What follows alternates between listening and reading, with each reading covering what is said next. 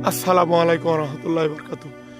ফাল্গুনের শুভেচ্ছা, বসন্তকালের শুভেচ্ছা জানিয়ে শুরু করছে নতুন আরও একটি এপিসোড বা ভিডিও। আপনার যদি ভালো লেগে থাকে তাহলে অবশ্যই লাইক, কমেন্ট, ফলো দিয়ে পাশে থাকবেন। বাবা মা খাওয়া মুখের দোয়া, যে মানুষটা বিদেশে বুড়ো হলো, দেশে ফিরে সে আজ সবার বোঝা। ভিটে নেই, দাম নেই, শুধু চাপা কান্নায় ভেজা বুক। নিজের সুখ কবর দিয়ে যে ভাইটা সবাইকে মানুষ করলো, আজ সেই ভাইটা দেশে ফিরে সবচেয়ে অচেনা জীবিত থেকেও মূল্যহীন।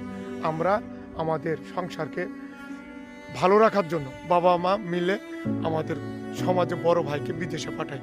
বিদেশে পাঠানোর পর অবশ্যই আমাদের খেয়ে না খেয়ে বড় ভাই বিদেশ থেকে পয়সা পাঠাচ্ছে, আর বাবা মা তার ছেলে মেয়েদেরকে আনন্দ ফুর্তিতে মেতে আছে। অথচ যে ছেলেটা সংসারকে সুখী দেখার জন্য নিজের জীবনকে, নিজের যৌবনকে, নিজের ভালোবাসাকে কবর দিয়েছে, সে দেশে ফিরে এসে করে কি? কিছুই পায় না।